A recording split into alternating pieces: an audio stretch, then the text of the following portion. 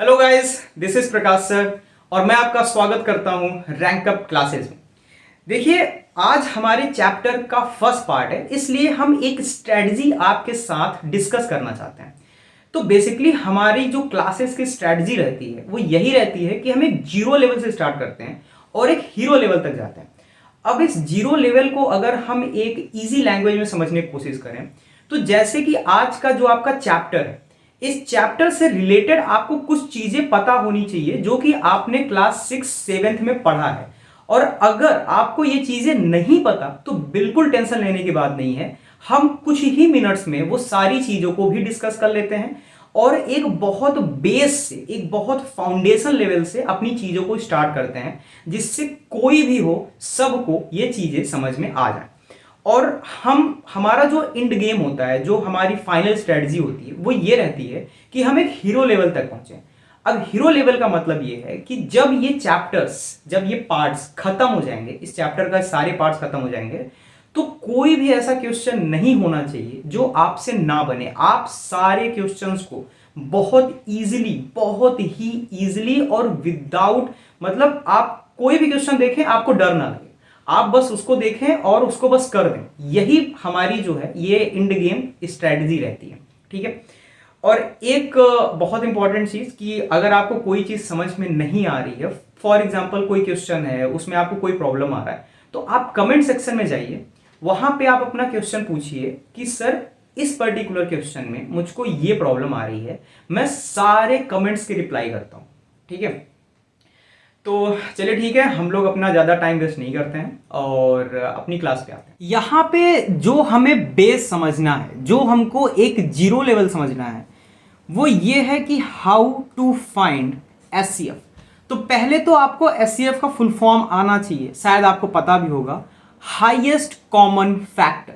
अब अगर मैं आपसे बोलता हूं कि हाईएस्ट कॉमन फैक्टर एचसीएफ, तो आपके दिमाग में एक चीज आ रही होगी, सर हमने एलसीएम पढ़ा है, एचसीएफ भी हमने पढ़ा है, पर हमने कहा ना कि हम एक जीरो लेवल से स्टार्ट करते हैं, एक हीरो लेवल पे जाते हैं। तो सर एक काम करते हैं, एक बार ना एचसीएफ को समझ लेते हैं कि एचसीएफ एक्चुअल में होता क्या है, ठीक है। तो देखो बेटा, इसके लिए थोड़ा सा टाइम लगेगा, थोड़ा सा बेस, क्योंकि क्या है ना कि पीछे का रिवाइज कर रहे हैं, मुश्किल से 2 मिनट का टाइम है, ठीक है। 2 मिनट में हम समझते हैं कि एचसीएफ क्या होता है। तो हम कोई भी एक वैल्यू ले लेते हैं, जैसे कि हमारी वैल्यू हो सकती है 21,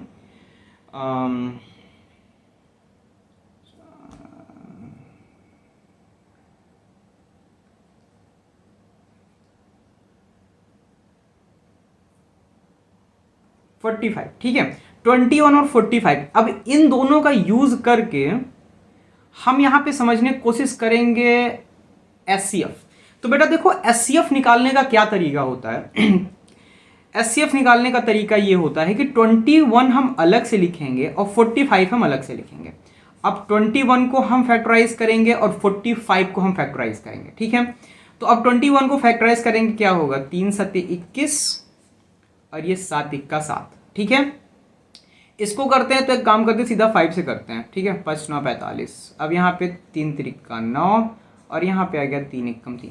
अब यहाँ पे मैं 21 की अगर बात करूँ तो मेरे पास 3 है और 7 है, और मैं यहाँ पे अगर 45 की बात करूँ तो यहाँ पे मेरे पास 5 है, 3 है और 3 है। तो हाईएस्ट कॉमन फैक्टर किसको कहते हैं, हाईएस्ट कॉमन फैक्टर किसको कहते हैं, इन दोनों में, अभी एक एग्जांपल और लेंगे आपको और अच्छे समझ में आएगा, पर इन दोनों में जो हमारे पास एक वैल्यू है जो कि दोनों में कॉमन है, तो वो देखो क्या है, यहाँ पे 3 है, यहाँ पे 3 है, ये कॉमन है। 7 यहाँ पे तो है पर 7 यहाँ पे नहीं है, ठीक। 7 हमारे पास यहाँ पे है पर 7 हमारे पास यहाँ पे नहीं है। तो बेसिकली इसका मतलब ये है कि इसका जो एचसीएफ होगा वो मेरा क्या होगा, 3, ठीक। इसका मेरा एचसीएफ क्या होगा, इसका मेरा एचसीएफ 3 होगा।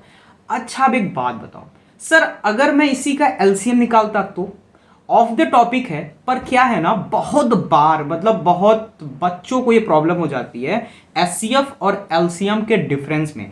तो सर अगर मैं 21 और 45 का एचसीएफ निकालूं तो क्या होगा, तो ये देखो बेटा, 3 से जाएगा, 3 सत्ते 21, 3 का 3, 3 पचे 15।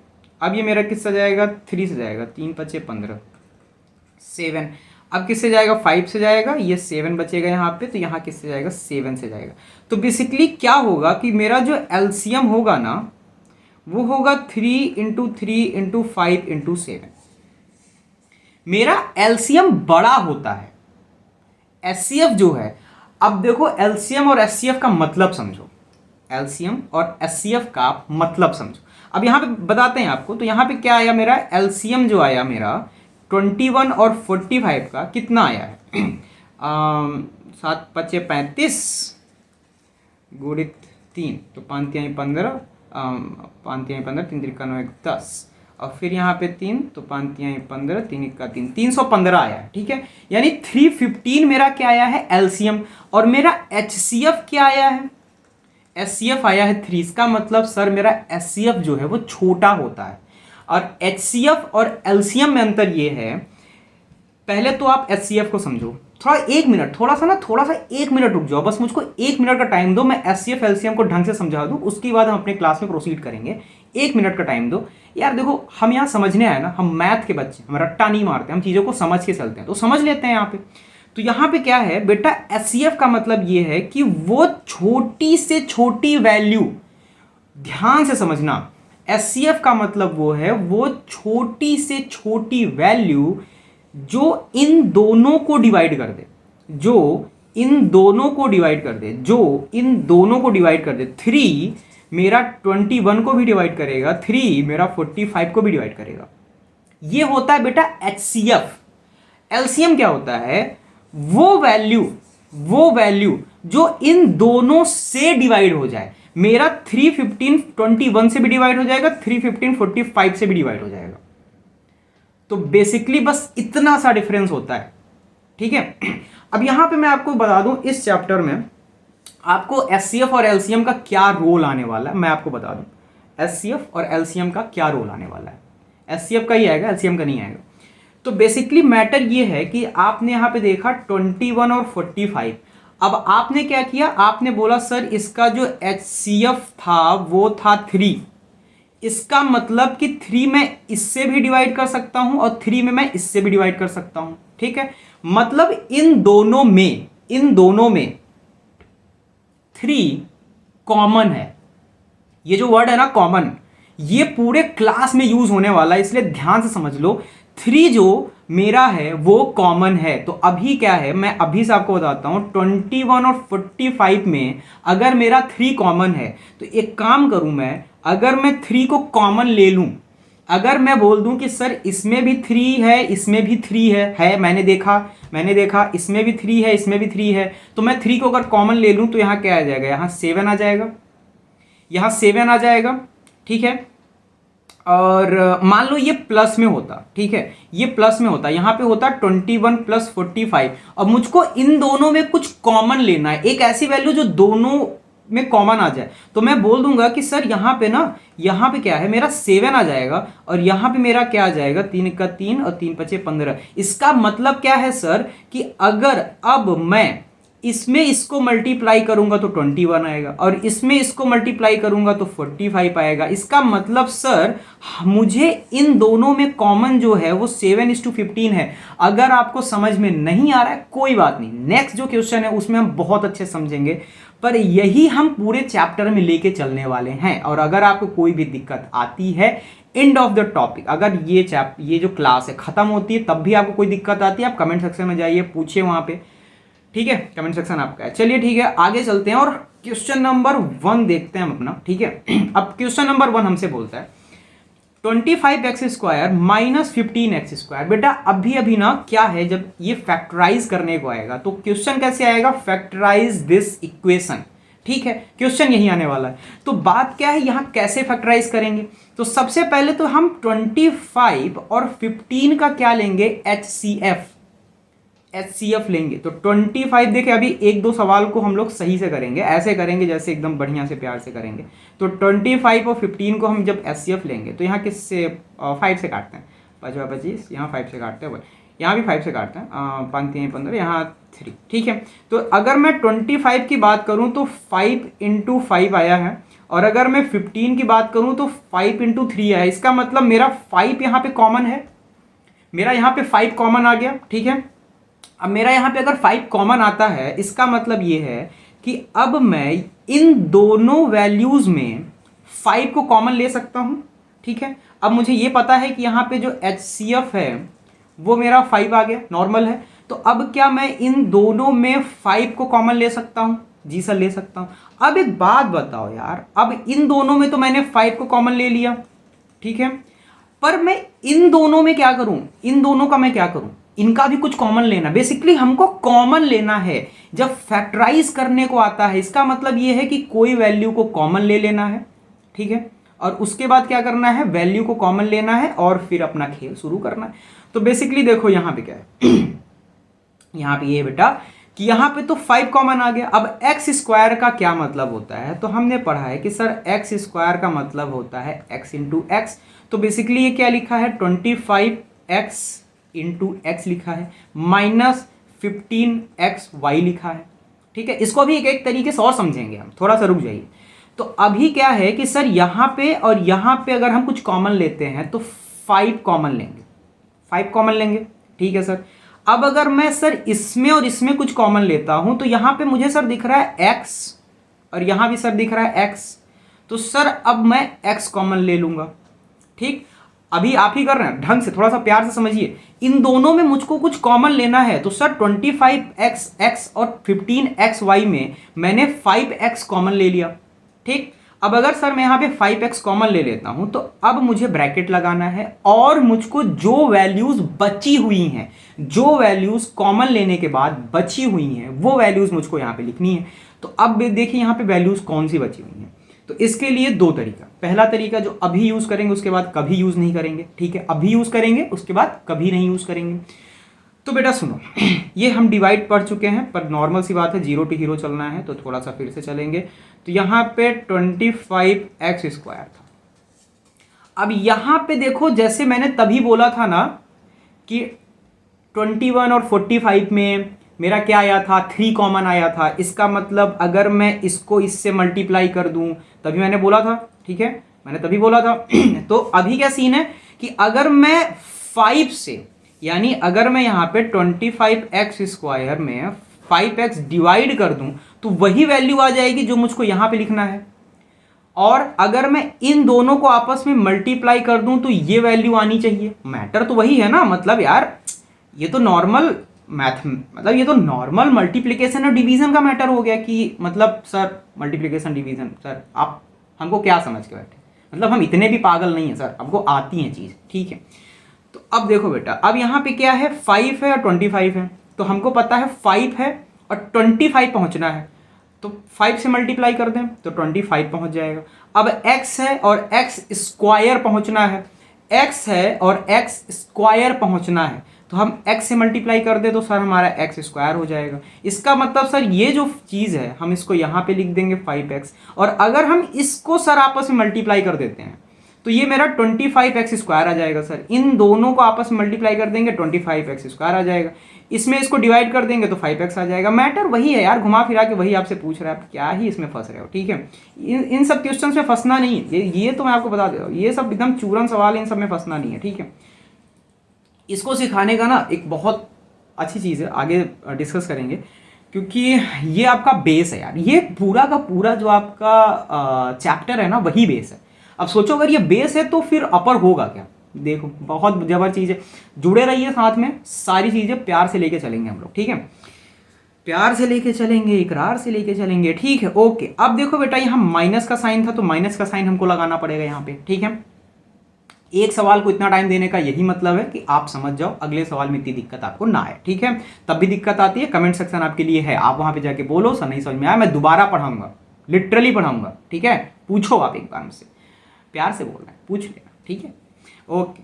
तो अब देखो बेटा यहाँ पे 15xy है, तो यहाँ पे क्या है 15xy है।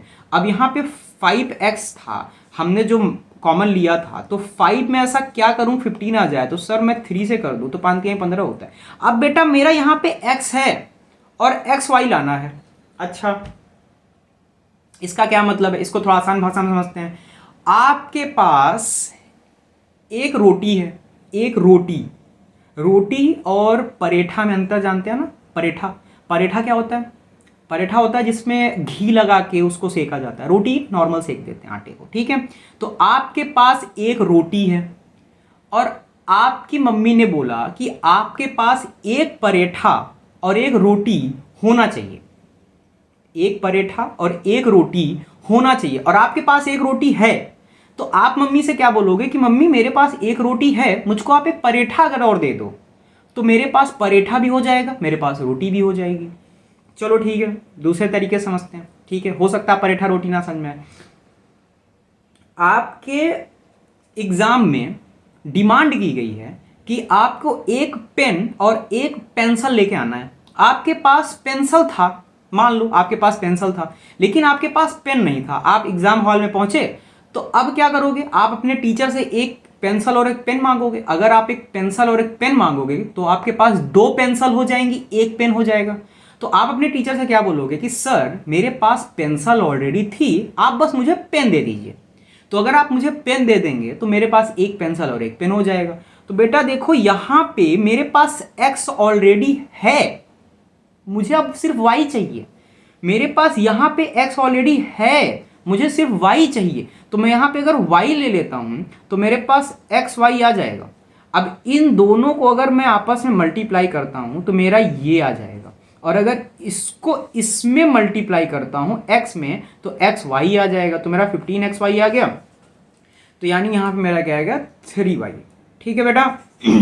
तो बेसिकली इस सवाल का जो हमारा जवाब है, इस सवाल का जो हमारा जवाब है वो हमारा है 5x माइनस 3y। ठीक है। अब देखो यार, बहुत प्यार से लेके चल रहे हैं ना, काफ़ी ज़्यादा टाइम लगा रहे हैं। मतलब अब सोचो एक सवाल करने में हम 10 मिनट लगा रहे हैं, ठीक है। तो इसका मतलब ये है कि आपको समझ में आ जाना चाहिए। नहीं आ रहा तो कमेंट सेक्शन आपके लिए, आप जाके बोल दो कि सर नहीं समझ में आया, दोबारा पढ़ा देंगे, कोई ऐसा दिक्कत की बात नहीं है। देखो बेटा, मैं आपको ना एक बात बता दूं, जो बच्चा सवाल पूछता है, मान लो आपके टीचर ने आपको कोई चीज़ 10 बार बताई, आपको नहीं समझ में आया, आप गए टीचर के पास, आपने बोला सर मुझको ये चीज़ फिर से बता दो। टीचर क्या बोलेगा? आप पागल हो, आपकी बुद्धि कमजोर है। पर मान लो, एक एग्जाम्पल ले लो, आपको वो 11वीं बार में आ गया, 11th टाइम में वो चीज़ आपको आ गई। इसका मतलब क्या है? अब आपको वो चीज़ आती है, पर आपके जो साथ वाले हैं, जो आपके क्लासमेट्स हैं, कोई और है, उन्होंने डर के, बस मतलब वो डर गए कि सर यार क्या बोलेंगे, सर तो डांट देंगे या फिर ऐसा कुछ, उन्होंने नहीं पूछा। तो आप 10 मिनट के लिए पागल बन गए, 10 मिनट के लिए आप बेवकूफ़ बन गए। वो पूरी जिंदगी के लिए बेवकूफ़ बने रहेंगे, उनको पूरी जिंदगी वो चीज़ नहीं आने वाली है। इसीलिए मैं बोलता हूँ, कोई भी डाउट हो, कोई भी प्रॉब्लम हो, बिना किसी हिचक के आप पूछ लें। क्योंकि आज ना आपको कोई जज नहीं कर रहा। आपको जज इंसान कब करेगा? जब आप ग्रेजुएट हो जाओगे, जब आप पीजी कर लोगे, पोस्ट ग्रेजुएशन हो जाएगा, तब जॉब नहीं लगेगी, तब जज किया जाता है। यार अभी तो सब आप जैसे ही है ना, आप लोग सब एक जैसे हो, आप सब प्यारे प्यारे बच्चे हो, समझो, ठीक है। आपको कोई जज नहीं कर रहा। कितना पागल बनना है, कितना मस्ती करना है, खुल के मस्ती करो, खुल के पढ़ाई करो, खुल के सवाल पूछो।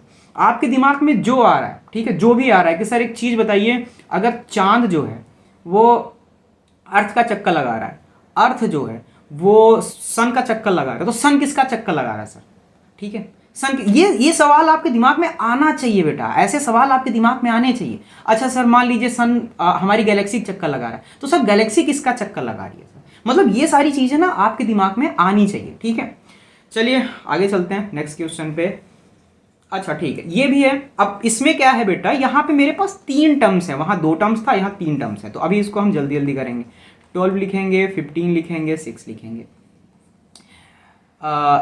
2 छक 12, 2 तिहाई 6 और 3 पचे 15, 5 इक्का 5, 2 तिहाई 6 और 3 इक्का 3। एक चीज़ बताओ यार, मैं ये 12 और 15 और 6 लिखूं कि आपको सीधा दिख रहा है कि 3 कॉमन है? यहाँ पे दिख रहा है ना, देखो यहाँ 3 है, यहाँ 3 है और यहाँ 3 है, बाकी कोई भी चीज़ कॉमन नहीं दिख रही मुझको। तो इसका मतलब क्या है? इसका मतलब ये है कि जो मेरा HCF है वो मेरा 3 है, जो मेरा HCF है वो 3 है। दिख रहा है साफ साफ? क्यों फालतू में लिखूं यार, जब दिख रही हैं चीज़ें तो मैं फालतू में लिख के क्या करूँगा? ठीक है, अब मेरा HCF 3 है, तो अब 12 में, 5 में और 6 में तो मेरा HCF 3 आ गया। पर अभी आप देखो यहाँ पे A²B है, यहाँ पे AB² है और यहाँ पे AB है।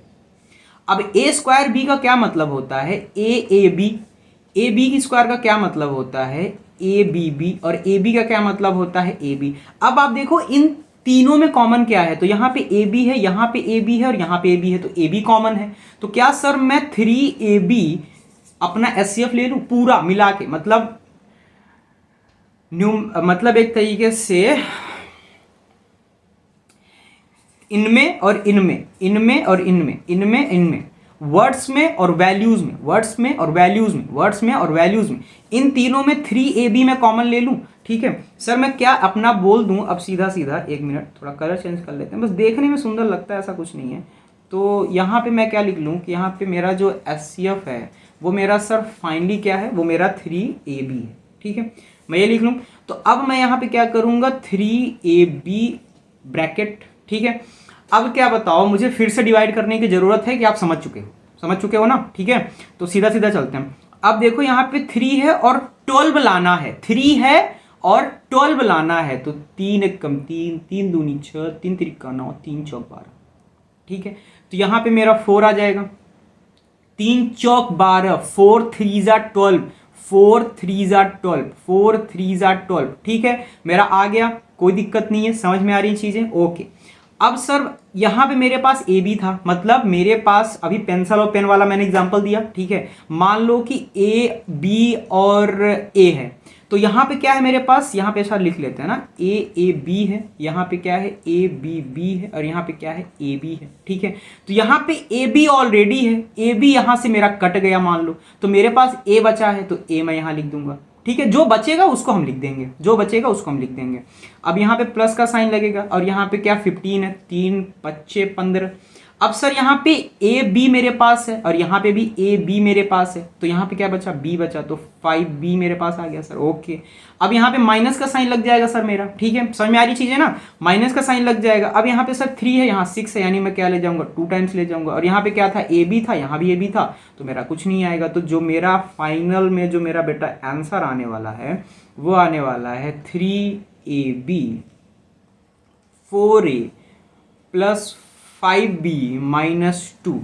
यार देखो, मैं अपने साइड से कोशिश करता हूं कि आपको चीज़ें बहुत अच्छे से समझ में आ जाएं, बहुत अच्छे से। ठीक है, चलिए ठीक है, नेक्स्ट क्वेश्चन पे चलते हैं। हो क्या ही चूरन सवाल है ये, सवाल क्यों है मुझे समझ में नहीं आता। इसलिए है क्योंकि देखो यार, एग्जाम्स में आते हैं ना, तो अगर एग्जाम्स में आपके ये सवाल आते हैं तो रखना पड़ेगा, कितना भी चूरन सवाल हो रखना तो पड़ेगा। अब देखो, इन दोनों में मुझको कुछ कॉमन लेना है, इन दोनों में मुझको कुछ कॉमन लेना है। पीछे वाले में मैं इन तीनों में कॉमन ले रहा था, इसके पहले वाले में मैं इन दोनों में कॉमन ले रहा था। इसका मतलब क्या था बेटा, ये जो साइन था ना, साइन, ये जो साइन था, इसके इर्द गिर्द जो चीजें हैं, ये साइन, इसके इर्द गिर्द जो चीजें, ये साइन, मतलब ब्रैकेट के अंदर का साइन तो मान्य नहीं होता, वो तो फिर हटा दो। ब्रैकेट के बाहर का जो मेन साइन है, प्लस माइनस, उसके इर्द गिर्द की चीजें हमको क्या करनी पड़ती हैं, कॉमन लेनी पड़ती है। बहुत ठीक है, अच्छी बात है। अब आप बताओ, इसमें और इसमें क्या कॉमन दिख रहा है, 2A माइनस 3 भी कॉमन दिख रहा है, 2A माइनस 3 भी कॉमन दिख रहा है। अब अगर मैं 2A माइनस 3 भी कॉमन ले लेता हूं तो क्या मेरा 8P बचेगा, और यहां पे मेरा क्या बचेगा, प्लस Q बचेगा। यही मेरा आंसर है, खत्म खत्म बेटा, चूरन सवाल। इसको मैं क्या बोलता हूं, चूरन सवाल। इसको मैं चूरन सवाल क्यों बोलता हूं पता है, बचपन में ना हम लोग चूरन खाया करते थे। एक ना ऐसे लंबी सी पॉलीथीन होती थी, उसमें 3 तरीके के कलर्स, मतलब एक ब्लैक चूरन, एक रेड चूरन और एक कलर्ड चूरन आता था। ठीक है, तो उसको हम लोग क्या करते थे, ऐसे मुंह में रखते थे, कट्टा से ऐसे पूरा खा लेते थे। मतलब क्या, जल्दी से, आसानी से, ऐसा मतलब चूरन सवाल है, एकदम चूरन सवाल। ठीक है, हटाओ इसको, हटाओ। ठीक है, आगे चलते हैं। हाँ, ये भी चूरन सवाल है, ये भी चूरन सवाल है, पर ठीक है, थोड़ा इसको प्यार से समझते हैं। इसमें कुछ लोग फंस सकते हैं, कहाँ फंस सकते हैं वो समझो। अब यहाँ पे बेटा, अगर मुझको ये चीज़ दिख रही है तो आपको ये चीज़ समझ में आनी चाहिए कि सर ये जो 6 है ना, ये 6 मेरा ब्रैकेट के बाहर है, पहली बात। तो ब्रैकेट के अंदर का स्क्वायर है, इसका मतलब क्या है सर, ये सवाल जो है वो सवाल है 6 2a plus 7b 2a plus 7b minus 9 2a plus 7b। Basically मेरा सवाल ये है, क्योंकि देखो ये स्क्वायर दे दिया यहाँ पे ना, तो ये स्क्वायर जो है इन दोनों को 2 बार में कर देगा। ठीक है, तो ये मेरा बेसिकली सवाल है। अब आप देखो यहाँ पे, यहाँ थोड़ा समझने की बात है, यहाँ पे थोड़ा समझने की बात है। अब मुझको इन दोनों में कॉमन लेना है, तो अब देखो 2a 7b तो यहाँ पे है। ठीक है, एक मिनट बेटा, यहाँ पे आप देख रहे हो बेटा 2a 7b है, यहाँ पे आप देख रहे हो 2a 7b है, एक को मान लो बच जाएगा, पर आपका यहाँ पे 6 है और यहाँ पे 9 है, और 6 और 9 में भी तो कुछ कॉमन आएगा। अब 6 और 9 में भी तो कुछ कॉमन आएगा, और अब इन 3-4 सवालों को करने के बाद अब हम HCF नहीं लेंगे।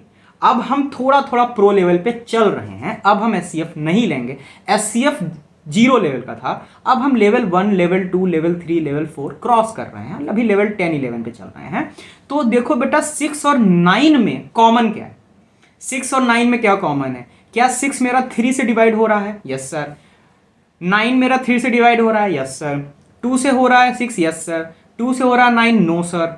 ठीक है, अब कुछ और हम ले नहीं सकते हैं, तो यहाँ पे जो मेरा है, यहाँ पे मेरा 3 कॉमन हो जाएगा, यहाँ पे मेरा 3 कॉमन हो जाएगा, यानी यहाँ 6 और 9 में 3 कॉमन हो जाएगा, और ये तो मेरा कॉमन होगा ही होगा, ये जो है ये मेरा कॉमन होगा ही होगा, यानी यहाँ पे क्या कॉमन होगा टोटल हमारा 2a प्लस 7b, यानी ये जो वैल्यू है, ये वैल्यू मेरी इन दोनों में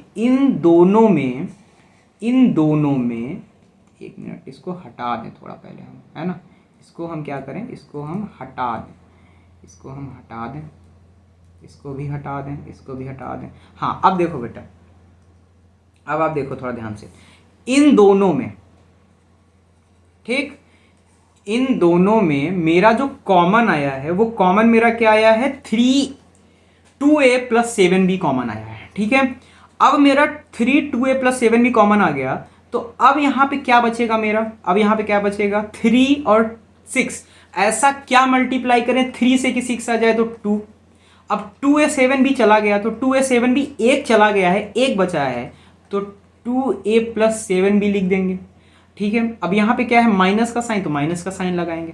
अब सर यहाँ वाला 2a 7b तो पूरा चला गया, मतलब ये तो पेंसिल था, मेरे पास तो पेंसिल थी ऑलरेडी, मुझे तो टीचर से अपने क्या लेना था, मुझे अपने टीचर से पेन लेना था, तो मैंने टीचर से बोला सर पेन दे दीजिए, तो पेंसिल मेरा हट गया। तो अब यहाँ पे 3 और 9 यही बचा है, क्योंकि 2a 7b तो मैंने कॉमन ले लिया। अब यहाँ 3 और 9 है, तो 3 3 जा 9 होता है, तो 3 3 जा 9 हो गया, खत्म कहानी। अब हम इसको क्या करेंगे, सिंप्लीफाई करेंगे, प्लस 7b, इसको सिंप्लीफाई नहीं करेंगे, इसको करेंगे, 2 दूनी 4a प्लस 14b माइनस 3। तो बेसिकली यार देखो ये मेरा आंसर है। अगर आप और सिंप्लीफाई करना चाहते हो तो आप इसको भी सिंप्लीफाई कर सकते हो, कोई बड़ी बात नहीं आती। 6 से 21b 4a plus 14b minus 3, मतलब बेसिकली आपको ये भी आंसर में आप लिख सकते हो, आप ये भी आंसर में लिख सकते हो। अब इन दोनों का क्या सीन है, क्यों बता दे रहे हैं, क्योंकि यार देखो क्या है ना, कुछ तो अलग पता होना चाहिए हमको, है ना। हम इतना एक्स्ट्रा एफर्ट कर रहे हैं, हम इतना एक्स्ट्रा मेहनत कर रहे हैं अपनी पढ़ाई पे, अपने आप पे, खुद को इम्प्रूव करने के लिए हम इतना ज़्यादा एफर्ट कर रहे हैं, तो कुछ तो एक्स्ट्रा हमको पता होना चाहिए। तो आप इसको भी आंसर पे लिख सकते हो, इसको भी आंसर में लिख सकते हो। और आप एक चीज़ कमेंट में ज़रूर बताना, अगर आपको चीज़ें समझ में आ रही हैं तो कमेंट में जाइए और ज़रूर बोलिए कि सर समझ में आ रहा है और पढ़ाइए आप। ठीक है, आप बोलेंगे मैम नेक्स्ट चैप्टर पढ़ाऊंगा, आप बोलेंगे मैं और नेक्स्ट चैप्टर पढ़ाऊंगा, ठीक है, कोई दिक्कत नहीं, आराम से हम लोग चलेंगे। ठीक है, अच्छा ठीक है। अब इसमें क्या है बेटा, अब इसमें क्या है, इसमें एक नई ट्रिक आपको समझनी है। अभी क्या है, पीछे आपको पता था, अब अगर मैं पीछे के हिसाब से बोलूँ तो यहाँ पे साइन, यहाँ पे साइन, यहाँ पे साइन।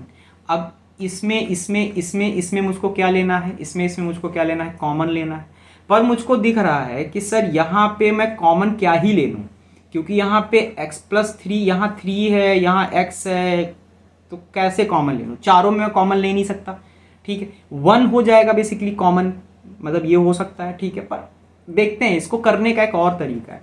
बेसिकली यार देखो, ये तरीका जो है ना, मैथ में कोई भी चीज़ रटी नहीं जाती, हर चीज़ को समझा जाता है। तो हम इस तरीके को भी क्या करेंगे, हम इस तरीके को समझेंगे, रटेंगे नहीं, ठीक है। तो चीज़ क्या है वो बता देते हैं। बेसिकली आपको यहाँ पे करना क्या है, हाँ, यहाँ पे आपको पेयर्स बनाने हैं।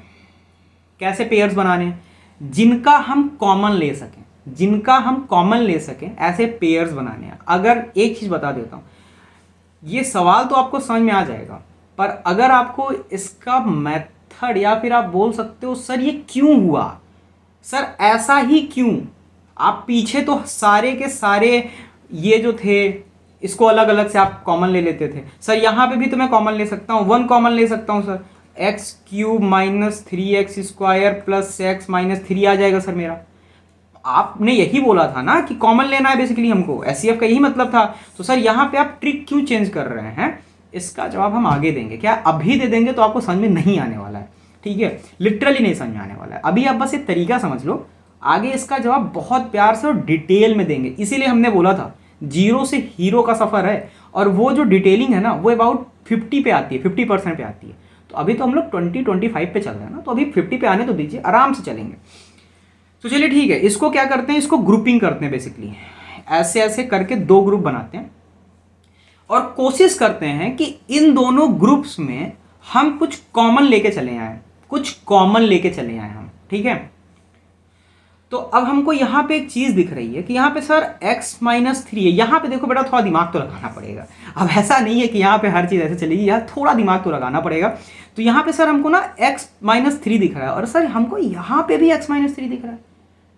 तो अगर मुझे यहाँ पे x-3 बनाना है, तो सर अगर मैं यहाँ पे एक्स स्क्वायर ले लेता हूँ कॉमन, एक्स स्क्वायर कॉमन ले लेता हूँ, तो यहाँ पे क्या था सर, मेरा x था, यहाँ x था। तो अगर मैं यहाँ पे x 2 ठो ले लेता हूँ तो ये दोनों मेरा कवर हो जाएगा।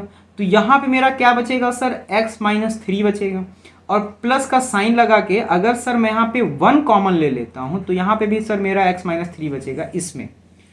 तो बेसिकली मैटर क्या हो गया सर, ये x-3 और ये x-3। अब यहाँ पे क्या है, हाँ यहाँ पे आप बता देते हैं। अब यहाँ पे क्या है बेटा, यहाँ पे मेरा एक अलग सवाल बन गया है अब, ठीक है। अब मेरा यहाँ पे एक अलग ही सवाल बन गया। अब मेरा एक अलग सवाल क्या बन गया, अब मुझे इन दोनों में कॉमन लेना है। अब ये टर्म है, इसको डिवाइड कर रही है, अब मुझको इन दोनों में कॉमन लेना है। तो मैं यहाँ पे x-3 को कॉमन ले लूंगा। अगर मैं x-3 को कॉमन लूंगा तो x-3 इससे चला गया तो क्या बचा, एक्स स्क्वायर बचा, और यहाँ से क्या बचा, x-3 चला गया तो यहाँ पे +1 बचा। तो बेसिकली x-3 और एक्स स्क्वायर, एक सेकेंड, हाँ, एक्स स्क्वायर +1 बचा मेरा बेसिकली।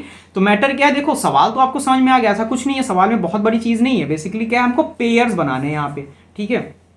हमको क्या करना था, यहाँ पे पेयर्स बनाने थे, ठीक है। अब यहाँ पे पेयर्स बना के हमको अलग अलग यहाँ पे कुछ एक टर्म जो था उसको हमको कॉमन ले लेना था, बेसिकली यही करना था।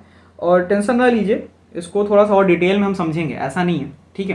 क्योंकि मेरा हमेशा से मोटिव होता है, क्योंकि हम देखिए मैथ के स्टूडेंट हैं, हम रटना नहीं जानते, हम समझते हैं चीज़ों को, हम समझ के चलते हैं। हम फिजिक्स मैथ के स्टूडेंट हैं, हम रटते नहीं हैं चीज़ों को, ठीक है। तो बेसिकली देखो इसको ऐसे करना था। उसके बाद एक सवाल और है, ठीक। अब ये सवाल हमसे क्या कहना चाहता है, पता ही क्या करना चाहता है। तो अब देखो इसमें क्या है, इसमें इन दोनों को आपस में कॉमन लेना है यार, कॉमन ही लेना है। तो a+b दिख रहा है, a+b दिख रहा है, तो a+b कॉमन लेंगे। आपको अब समझ में आ रहा है ना, आप चीज़ों को हम जल्दी जल्दी कर सकते हैं, ऐसा कुछ नहीं है, जल्दी जल्दी कर रहे हैं, ठीक है। तो a+b कॉमन ले रहे हैं, क्या बचा यहाँ पे 2a+5 बचा, ठीक है, माइनस लगेगा, ये बड़े ब्रैकेट में कर देते हैं। और यहाँ पे क्या बचा मेरा, यहाँ पे a+b कॉमन हो गया तो मेरा a+3 बच गया, a+3 बच गया, ठीक है, ओके।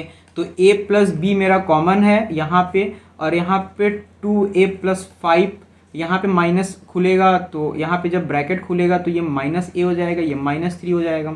तो a+b और यहाँ पे ये -2a, मतलब यहाँ पे a आ जाएगा, 2a a आ जाएगा, +5 -3 क्या आ जाएगा, +2 आ जाएगा। तो a+b और a +2, ये बेसिकली मेरा क्या हो गया बेटा, ये मेरा हो गया आंसर। ठीक है, ये मेरा क्या हो गया, ये मेरा हो गया ANSWER आंसर। ठीक है, तो बेसिकली यही है। और एक सवाल मैं आपको होमवर्क दे रहा हूं, होमवर्क का मैं आपको एक रूल बता देता हूं।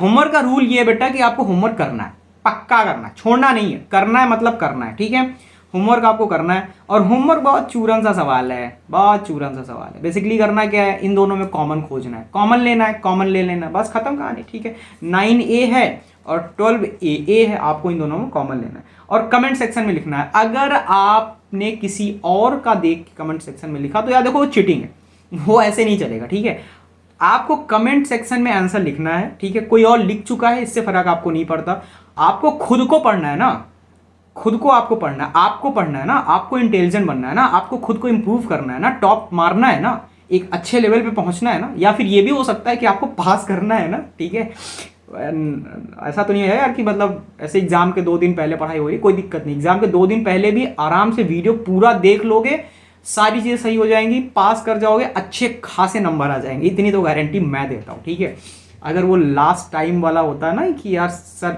10 दिन बचे हैं पेपर को, अब पढ़ेंगे, कोई बात नहीं, आप कान में लगाओ ईयरफोन, बैठ जाओ मोबाइल लेके, सारी वीडियोस देख लो, पेन और कॉपी लेके, आपको बिल्कुल जरूरत नहीं पड़ेगी अपनी बुक पलटने की, आप सारे क्वेश्चंस कर सकते हो, बस हाँ ध्यान से करना, ध्यान से करना। ठीक है, तो चलिए ठीक है यार, बेसिकली हम लोग मिलते हैं अपनी अगली क्लास में, और तब तक के लिए स्वस्थ रहिए, खुश रहिए, पढ़ाई लिखाई करते रहिए और थोड़ा सा लाइक सब्सक्राइब भी करते रहिए। ठीक है, अपने दोस्तों को आप शेयर करते रहिए। और कुछ दिनों के बाद हम एक टेलीग्राम पेज बनाने वाले हैं, तो बेसिकली क्या है कि आप वहाँ पे भी अपने सवाल आप पूछ सकते हैं। ठीक है, तो टेलीग्राम पेज को आप ज्वाइन करिए, अगर आप टेलीग्राम यूज़ करते हैं तो ठीक है, नहीं करते हैं तो इंस्टॉल करिए, काफ़ी अच्छी चीज़ है। टेलीग्राम बेसिकली स्टूडेंट्स के लिए ही है, विद्यार्थियों के लिए है, तो टेलीग्राम आप इंस्टॉल करिए। और देखिए आज की क्लास में बातचीत ज़्यादा हुई थी, मुझे लगता है पढ़ाई थोड़ी कम, पढ़ाई तो कम नहीं हुई थी पर थोड़ा सा हम चीज़ों को खींच ले गए, है ना। तो बेसिकली आगे आने वाली क्लासेस में ऐसा नहीं होगा, हम सीधा सीधा पढ़ाई करेंगे, लेकिन थोड़ी बहुत चीज़ें जो बेसिक जो समझने की चीज़ है उसको समझाने का तरीका वो तो हमको देखना ही पड़ेगा अलग अलग तरीक़ों से। तो चलिए ठीक है, हम लोग मिलते हैं अपनी क्लास में, तब तक के लिए ये बाय बाय।